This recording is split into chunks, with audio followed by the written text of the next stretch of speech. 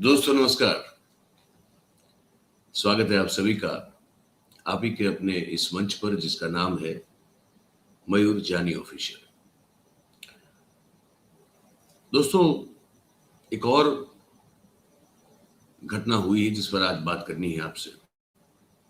छोटा सा वीडियो रहेगा ये। आपसे सबसे एक गुजारिश है कि आप जो भी देख रहे हैं इसको, अगर इस मंच को आपने सब्सक्राइब नहीं किया है तो अभी कर लें और अपने साथियों से करवा लें, क्योंकि बहुत सारे आप जो है पार्टिसिपेट करते हैं लेकिन सब्सक्राइब करना आप भूल जाते हैं या तो आपसे रह जाता है। तो ये आपसे गुजारिश है कि आप इसको भी सब्सक्राइब कर लें। ये आप ही का चैनल है। अब देश में एक और नया शगुफा जो है वो छोड़ा गया है। प्रधानमंत्री कार्यालय जो है अब वो सेवा तीर्थ बन गया है। आप जो भी परिचित हैं इस देश की अब तक की प्रणाली से, आप सबको पता होना चाहिए कि भाई देश का प्रधानमंत्री रायसीना हिल्स पर साउथ ब्लॉक में बैठता था। नॉर्थ ब्लॉक और साउथ ब्लॉक जो है वो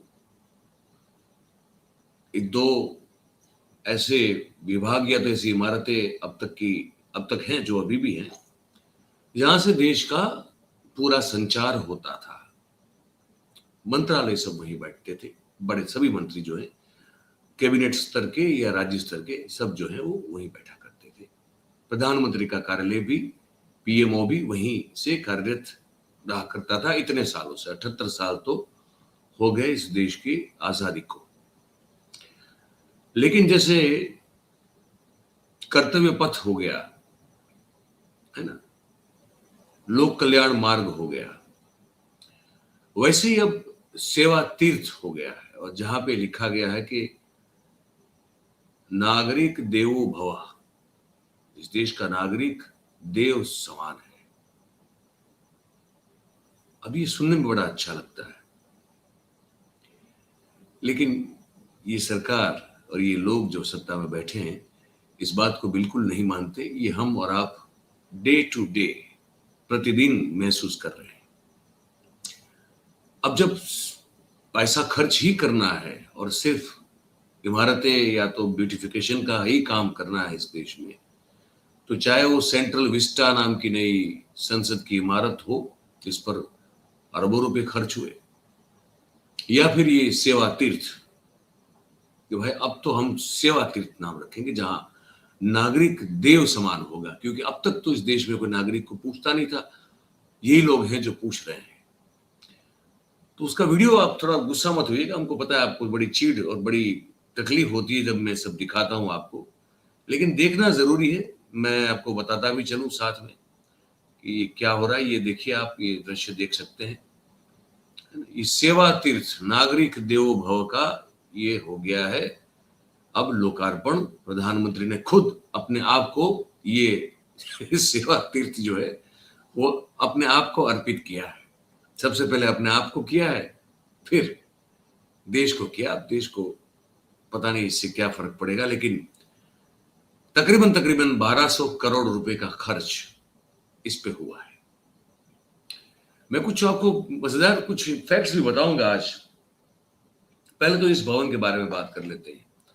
ये तो आप वीडियो जो है आप देख रहे हैं, ये आप चाहे तो लूप में देखें, मुझे कोई आपत्ति नहीं है, क्योंकि और अगर ना चाहे तो मैं अभी इसको हटा भी दूं, लेकिन मैं जानकारी जो आपको देने वाला हूं वो आपको मेरे ख्याल से सुनना सही रहेगा। ये है क्या, ये सेवा तीर्थ जो है वो क्या है? ये सेवा तीर्थ कॉम्प्लेक्स जो है, पूरा कॉम्प्लेक्स बनाया गया। इसमें 3 इमारतें हैं। एक है सेवा तीर्थ 1, सेवा तीर्थ 2 और सेवा तीर्थ 3। अब सेवा तीर्थ 1 जो इमारत है उसमें प्रधानमंत्री का कार्यालय अब कार्यरत हो चुका है, जो आपने दृश्य देखा। सेवा तीर्थ 2 जो है वहां पे कैबिनेट का सचिवालय, और सेवा तीर्थ 3 जो है उसमें NSCS और राष्ट्रीय सुरक्षा सलाहकार अजीत डोभाल साहब की ऑफिस। और ये सब जो अभी इकट्ठा आपको दिख रही है, ये सब कार्य प्रणालियां वो पहले अलग अलग हुआ करती थी। तो सचिवालय आ गया है पीएमओ के पास बगल में, दोवल साहब जो है वो भी इनके बगल में आ गए हैं, लेकिन कैबिनेट मिनिस्टर्स जो हैं वो शायद अभी भी वही नॉर्थ साउथ ब्लॉक में बैठा करेंगे, ऐसा लग रहा है अभी। कैबिनेट सचिवालय सितंबर 2025 में ही सेवा तीर्थ 2 कॉम्प्लेक्स में शिफ्ट हो चुका है और प्रधानमंत्री कार्यालय और एनएससीएस एवं राष्ट्रीय सुरक्षा सलाहकार की जो कचहरी है वो भी अब शिफ्ट हो चुकी है। और प्रधानमंत्री ने कर्तव्य भवन एक देखिए वो एक और अच्छा नाम है, कर्तव्य भवन, और वो भी 2 है, एक नहीं है। एक से मेरा क्या होगा, वो वाला मामला है। तो फिर हमको कहना पड़ता है कि आप 2 लीजिए। तो कर्तव्य भवन 1 और कर्तव्य भवन 2, ऐसे 2 और इमारतें, उसका भी उद्घाटन है। यहां पे नए मंत्रालय, मतलब मंत्रालय की नई कचहरियां होंगी। तो वो जो साउथ ब्लॉक नॉर्थ ब्लॉक है वहां से उठाकर अब इनको डाल दिया जाएगा कर्तव्य भवन 1 और कर्तव्य भवन 2। अब वो नॉर्थ ब्लॉक और साउथ ब्लॉक का क्या होगा ये मोदी जाने।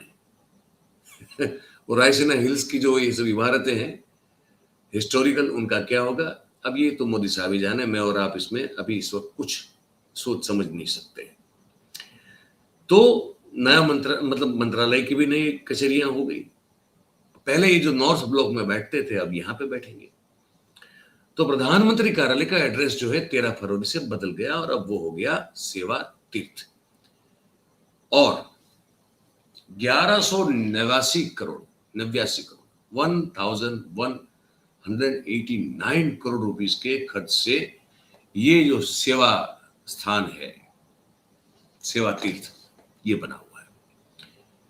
पहला इसका जो पहले नाम जो सोचा गया था वो एग्जीक्यूटिव एनक्लेव रखा गया था, फिर 2 दिसंबर 2025 को सोच में बदलाव हुआ और कहा कि नहीं ये सूट नहीं करता है, लोगों को अपील नहीं करेगा ना उतना, सेवा कितना बढ़िया नाम है, तो सेवा तीर्थ रखते हैं। तो फिर नाम जो है वो बदल दिया गया, 2 दिसंबर 2025 को रखा गया कि भाई अब तो ये सेवा तीर्थ के नाम से जाना जाएगा। ये दारा शिको मार्ग जो है दिल्ली में, यहाँ पे ये जगह जो है वो आई, ये पुराना जो पीएमओ है वहां से तकरीबन 800 मीटर या तो 1 किलोमीटर का फासला है ये नए प्रधानमंत्री कार्यालय और पुराने प्रधानमंत्री कार्यालय के बीच में। तकरीबन 800 मीटर से 1 किलोमीटर के आसपास का मेरे ख्याल से कुछ फासला है, उतना वो उस तरफ बड़ा है दारा शिको मार्ग पे, ठीक है।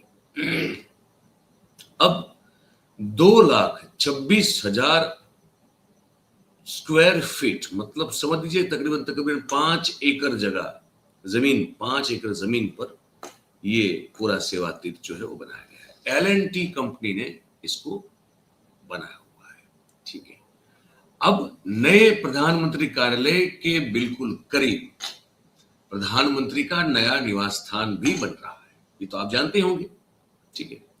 अब वो जब तैयार हो जाएगा तो प्रधानमंत्री जो अभी 7 लोक कल्याण मार्ग जो पहले आरसीआर हुआ करता था वो लोक कल्याण मार्ग है, तो वहां से फिर वो निकल के अपने नए निवास स्थान में वो शिफ्ट हो जाएंगे, जिसकी तारीख की घोषणा या तिथि की घोषणा करना अभी बाकी है।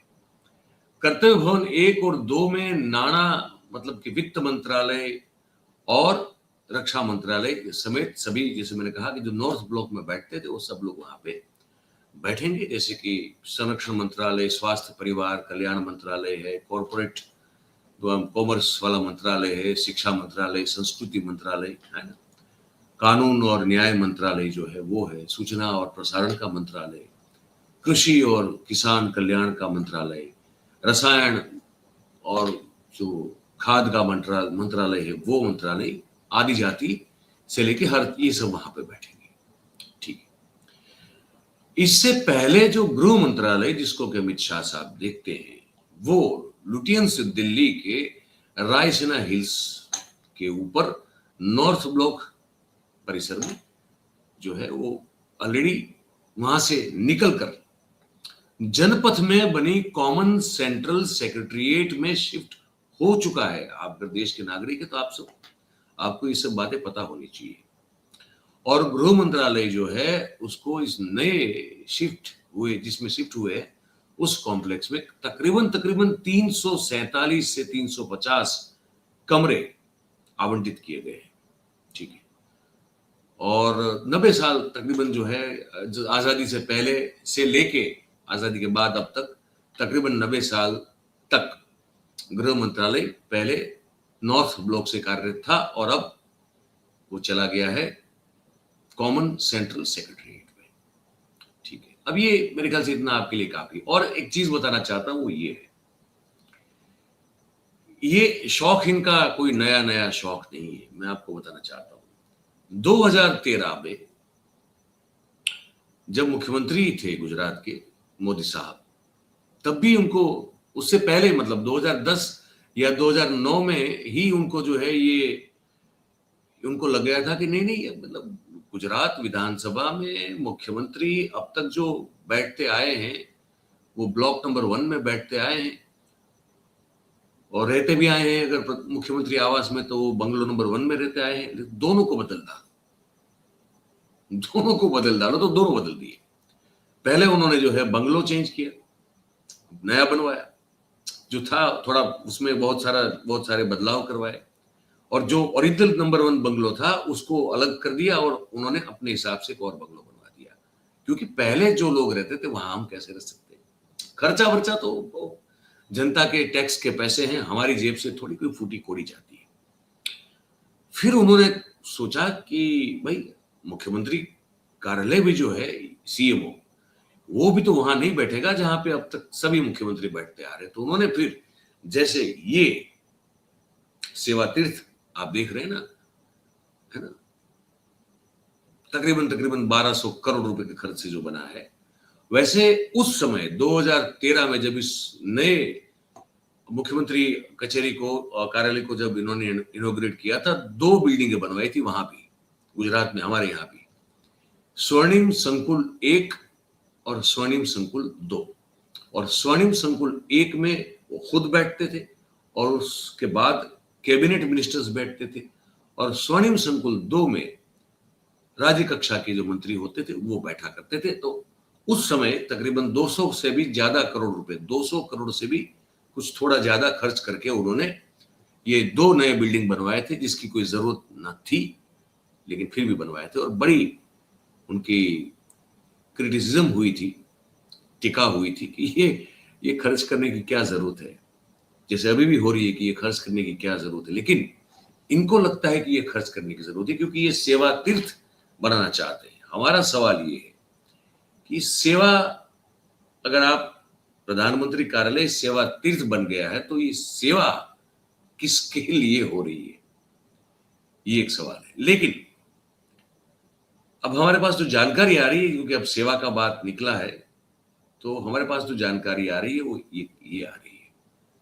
इसको आप जरा देखिए, CNBC 18 के हवाले से ये खबर चली है कि, और उन्होंने रॉयटर्स के हवाले से खबर चलाई है, ये बताया जा रहा है। और मैंने इसको मेरे ख्याल से राफेल गांधी की वॉल से लिया हुआ है। इसमें लिखा है कि Reliance wins general authorization from US to buy Venezuelan oil according to sources. सूत्रों के हवाले से रॉयटर्स ये खबर चला रहा है कि रिलायंस ने एक जो अमेरिका से वेनेजुएलन ऑयल को खरीदने का जो एक जनरल ऑथराइजेशन चाहिए होता था, वो रिलायंस ने प्राप्त कर लिया, उसको जीत लिया है। अब फिर वही सवाल होता है कि सेवा किसकी हो रही है। एक और खबर आपको दिखाता हूं, इसमें एक और भी है, इसको भी आप देखें। और सेवा अगर हो रही है तो मेवा किसको मिल रहा है ये हमको नहीं पता, क्योंकि मेवा जो है वो अपने आप में बहुत बड़ी चीज है, लेकिन मेवा किसको मिल रहा है ये कोई नहीं जानता। लेकिन ये खबर आप देख रहे हैं तो साथ में ये फोटो भी देख लें। अब ये देख सकते हैं, अंबानी साहब हैं, मुकेश भाई, है ना, उनकी पत्नी है धर्मपत्नी नीता जी, ट्रम्प साहब साथ बगल बीच में खड़े हैं। और फिर देखे तो उनकी बेटी है इवांका, नीचे वाली फोटो जो है, इवांका के साथ उनके पति हैं, ट्रम्प के दामाद, और उनके बीच में बेटी मैं श्योर नहीं हूं, लेकिन शायद उन्हीं की बेटी है। और बगल में खड़े हैं मुकेश अंबानी साहब। और खबर आ रही है कि अमेरिका से वेनेजुएला के तेल को खरीदने का ऑथराइजेशन अंबानी साहब ने, रिलायंस ने पा लिया है। और मोदी साहब जो है वो उद्घाटन कर रहे हैं सेवा तीर्थ का। अब कोई ऐसे ही कैसे इस तरह के जो है वो मेवा पा सकता है, जबकि मोदी साहब तो सेवा की बात कर रहे हैं। ये समझ में नहीं आ रहा ना आपको, लेकिन मोदी साहब कुछ ऐसे समझाना चाहते हैं आपको। आप इसको सुने और गुस्सा मत होइएगा, क्योंकि देश का प्रधानमंत्री है। अब आप मानो या ना मानो, तो जो कुछ कहेगा उसमें से सुनाने लायक या आप तक पहुंचाने लायक जो होगा वो पहुंचाऊंगा। सुनिए। हर क्षण याद दिलाएगा कि शासन, ये भवन हमें हर क्षण याद दिलाएगा कि शासन का अर्थ सेवा है, दायित्व का अर्थ समर्पण है। हमारे शास्त्रों में भी कहा गया है, सेवा परमो धर्म, अर्थात सेवा ही सबसे बड़ा धर्म है। भारतीय संस्कृति का इससे ज्यादा नहीं सुना पाऊंगा मैं आपको, मैं खुद भी सुन नहीं पा रहा हूं। लेकिन ये सब बड़ी बड़ी बातें जो शहद की तरह मीठी होती है, जो लगातार इस देश के लोगों के कान में ये लोग डाल रहे हैं और इनको भ्रमित कर रहे हैं, ये आज भी कर रहे हैं। लेकिन कुछ मेरे मेरे सामने कुछ ट्वीट आए जो मुझे बड़े इंटरेस्टिंग लगे। मैं आज थोड़ा इसमें भी इसका भी जिक्र करना चाहता हूं। डीपी वर्ल्ड का जो चीफ एग्जीक्यूटिव है सुल्तान अहमद बिन सुलेमान, अहमद बिन सुलेम, डीपी वर्ल्ड जो अभी T20 वर्ल्ड कप चल रहा है ना, उसके मेन स्पॉन्सर भी वही है। उसका चीफ एग्जीक्यूटिव है ये शेख। इसका नाम आया जेफरी एप्स्टीन फाइल में। ये शेख ने जो है वो इस्तीफा दे दिया। अब शेख ने इस्तीफा दे दिया लेकिन हरदीप पुरी को आप सुन रहे हैं ना, हमने सुनाया था आपको, आपने देखा होगा, हमने जो 13 तारीख का वीडियो आपने देखा होगा सुबह, तो हमने उस पर बताया था कि इनके लिए तो बस छोटी सी बात है कि एप्स्टीन की गलती क्या थी, एप्स्टीन ने ऐसा बड़ा गुनाह क्या किया हुआ है। इट इज जस्ट दैट, उतना ही तो है कि वो कम उम्र की औरतें, मतलब नाबालिग लड़कियों को वो आदमी कम उम्र की औरतें कहता है, और कहता है कि हाँ उसने गिल्टी प्लीड किया था, पर उससे क्या होता है। लेकिन यहां शेख जो है उसका नाम आता है तो शेख इस्तीफा दे देता है अपनी कंपनी से। एक तो ये आपको बताना था, साथ में एक और भी इंपॉर्टेंट चीज थी मुझे जोड़नी थी, जो इस तेल के खेल को लेकर थी। ये राफेल गांधी हैं, बड़े अच्छे जानकारी जो है वो सोशल मीडिया पे वो प्रस्तुत करते हैं। उन्हीं के हवाले से, उन्हीं के ट्वीट से मैं ये बात कर रहा हूं कि तेल चाहे रूस से आए या वेनेजुएला से, लाएगा तो अंबानी। ये राफेल गांधी लिखते हैं, लिख रहे हैं कि मुकेश अंबानी, जो मैंने आपको ट्वीट दिखाया, उसी ट्वीट का हवाला देते हुए वो इस बात को लिख रहे हैं। और मैं अगर चाहें तो आप उसको फिर से एक बार, उस ट्वीट को वो मैंने निकाल दिया तो मैं दिखाऊंगा नहीं, आप मैं पढ़ रहा हूं, सुनिए इसको आप। तो राफेल गांधी कहते हैं कि मुकेश अंबानी और उनका परिवार लगातार ट्रंप और उनके परिवार के चक्कर काट रहा था। ट्रंप के शपथ ग्रहण और उसके बाद मिडिल ईस्ट में मुकेश अंबानी ने लाखों डॉलर खर्च करके ट्रंप से मुलाकात की, क्योंकि वो जानते थे कि अब उनकी रूस वाली दुकान बंद हो जाएगी और वेनेजुएला के शटर खुल जाएंगे। कहानी जो कि मैंने आपको ट्वीट दिखाया उसमें है, ये राफेल गांधी लिखते हैं। उसके बाद एक और ट्वीट है, वो भी मैं आपको जो है वो पढ़ के सुनाना चाहता हूं कि वो क्या है। इसमें एक और चीज जो है वो लिखी हुई है। राफेल गांधी ने लिखा है कि कोयला गौतम का, तेल मुकेश का, लड़ाई धंधे की, नाम देश का। तेल की शुद्धि का ये खेल बहुत खतरनाक है।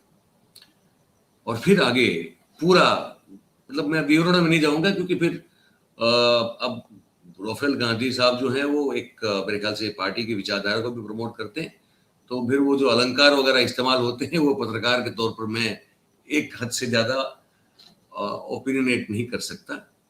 लेकिन ये जो लिखते हैं कुछ, मेरे ख्याल से ये बातें शायद आप तक पहुंचनी चाहिए कि रूस के कच्चे तेल की जो सबसे बड़ा हिस्सा रिलायंस ही खपाता था, है ना, और उसका शुद्धिकरण करके उसे कई देश में निर्यात करता था। अब वो वहां से बंद करवा दिया गया, तो मुकेश भाई की जो कंपनी है उन्होंने वेनेजुएला से इस कॉन्ट्रैक्ट को अपने हस्तगत कर लिया। ठीक है, अब सेवा अगर हो रही है तो किसकी हो रही है, ये आपको मेरे ख्याल से सोचना चाहिए। इस तरफ ये सब तामझाम हमारे यहाँ हो रहा है, लेकिन उस तरफ ट्रंप फिर से कह रहा है कि युद्ध मैंने रुकवाया भारत पाकिस्तान के बीच में, 10 मिलियन लोगों की जान मैंने बचाई, और ट्रेड डील का जो है वो डर दिखाकर मैंने समाधान करवाया, कॉम्प्रोमाइज करवाया, या तो सीज फायर करवाया, आप जो समझे। और उस वक्त भारत और अमेरिका के ट्रेड डील की भी बातें ट्रंप कर रहा है, लेकिन साथ में एक नक्शा भी दिखा रहा है, जिस नक्शे में पहले पीओके जो था वो एक भारत का हिस्सा बताया गया था, लेकिन उसके बाद वो नक्शा बदल दिया गया।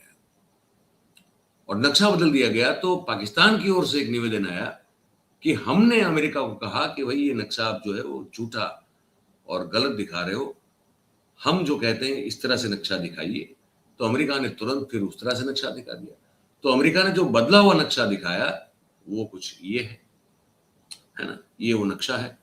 और इस पर जो पवन खेड़ा ने एक बात अपनी कही है, मुझे लगता है कि मुझे आपको वो बात भी जो है बतानी चाहिए, क्योंकि महत्वपूर्ण है। वो पवन खेड़ा लिखते हैं कि we will again see the foreign minister, मतलब एस जयशंकर की बात कर रहे हैं, speak from his pulpit at some new forum in the world. The taxpayer is paying for these lavish trips, and he has big fat zero to show for his efforts. ये जो पाकिस्तान गलत नक्शा दिखा रहा है उसको लेकर पवन खेड़ा कह रहे हैं। एज ऑफ टुडे, अब के पॉइंट नंबर 2 है। In a latest interview, Trump again claimed he used trade and tariffs to threaten Modi to stop Operation Sindoor. तो हम कह चुके हैं कि ट्रंप ने एक बार फिर से कह दिया कि उसने ट्रेड और टैरिफ के धमकी देकर ऑपरेशन सिंदूर का सीज फायर करवाया। ठीक। और फिर point number 2, India has been arm twisted to stop buying Russian oil. Russia से सस्ता तेल खरीदने पर अमेरिका ने बाहम मरोड़ी भारत की ओर बंद करवा दिया।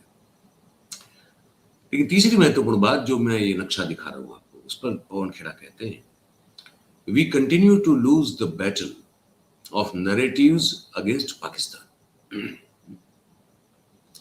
The American trade representative office the American Trade Representative's Office has deleted a map showing the entire Jammu and Kashmir, including POK, as a part of India. मतलब कि भारत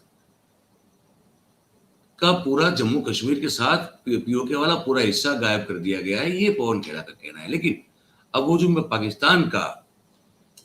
पाकिस्तान की ओर से इस मामले में जो एक बयान आया है, मैं आपको वो बयान भी दिखाना चाहता हूं। अब ये बयान जो है वो यहाँ पे है, देखिए इसको आप।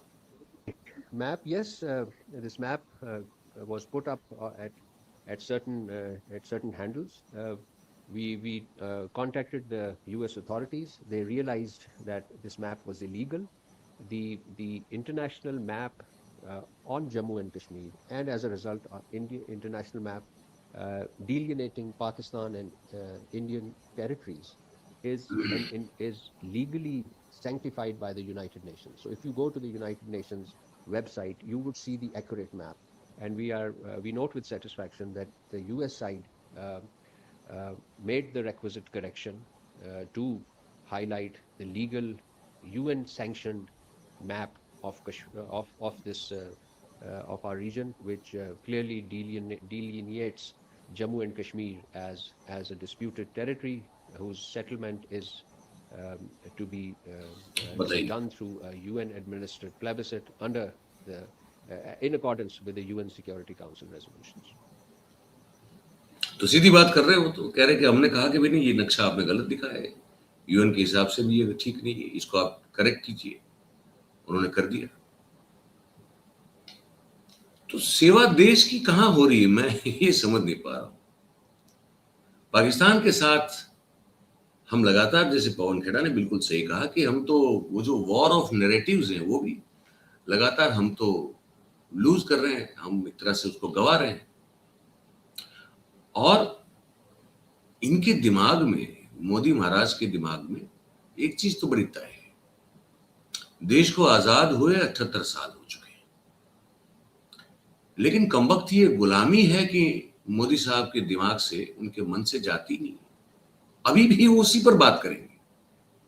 अभी आजादी की लड़ाई में ना आपका कोई योगदान था, आप तो पैदा भी नहीं हुए थे, ना आपके पुरखों का, मतलब कि आपके जो पॉलिटिकल आइडियोलॉजी वाले जो पुरखे हैं उनकी बात कर रहा हूं मैं, ना उनका कोई योगदान है।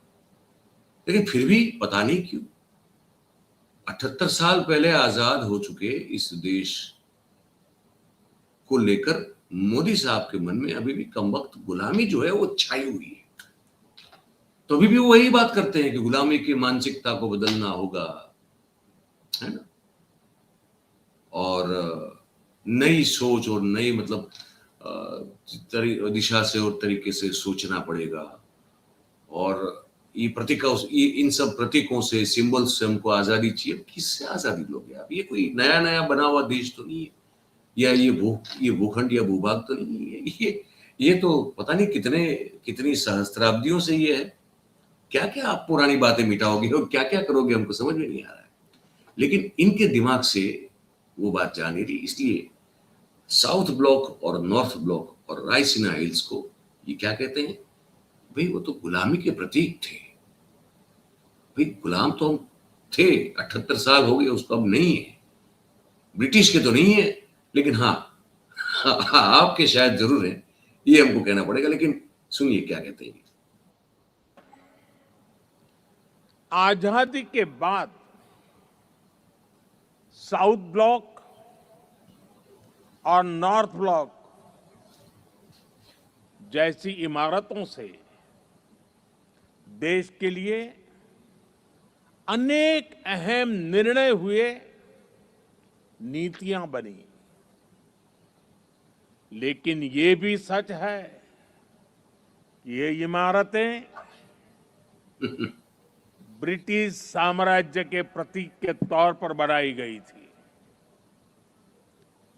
इन इमारतों को बनाने का मकसद भारत को सदियों तक गुलामी की जंजीरों में जकड़े रखना था।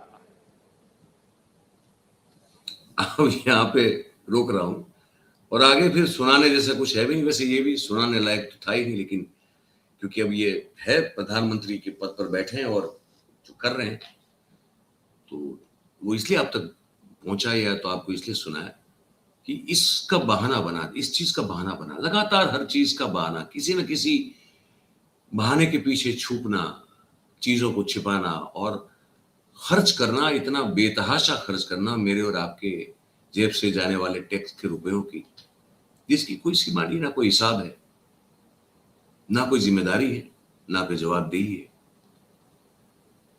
और ऐसी मीठी मीठी बातों से बस जो है वो काम चलाना और लोगों को बेवकूफ बनाना, ये काम करते रहते हैं और कोई काम नहीं करने के लिए। तो ये मेरे ख्याल से आज इस वीडियो में, इस कार्यक्रम में आज यही बात करके जो है अपनी इस वार्ता को समाप्त करेंगे। आपसे गुजारिश है कि आप इस पर अपनी राय जरूर से रखें कमेंट करके, और अगर लगता है कि आपको ये बात सार्थक रही, ये कार्यक्रम सार्थक रहा, तो इस वीडियो को लाइक करें, इसकी जो लिंक है इसको आप शेयर करें, और जैसे मैंने शुरुआत में कहा कि अगर आपने अब तक इस चैनल को सब्सक्राइब नहीं किया है तो जरूर से करें और अपने साथियों से करवाएं। और ये नीचे ये जो स्क्रॉल चल रहा है, इसमें आप अगर आप हमको जरूरत है आर्थिक सहयोग की आप सबसे, तो आपसे गुजारिश करते हैं कि या तो आप ज्वाइन करके या आप यूपीआई के जरिए नीचे आप देख पाएंगे, आप जैसे भी चाहें, उचित समझे, कंफर्टेबल हो, उस तरह से हमको आप जरूर से आर्थिक सहयोग करें, ये आपसे गुजारिश है। बहुत बहुत धन्यवाद करेंगे आप सभी का हमारे साथ इस बातचीत में जुड़ने के लिए। Thank you very much. नमस्कार।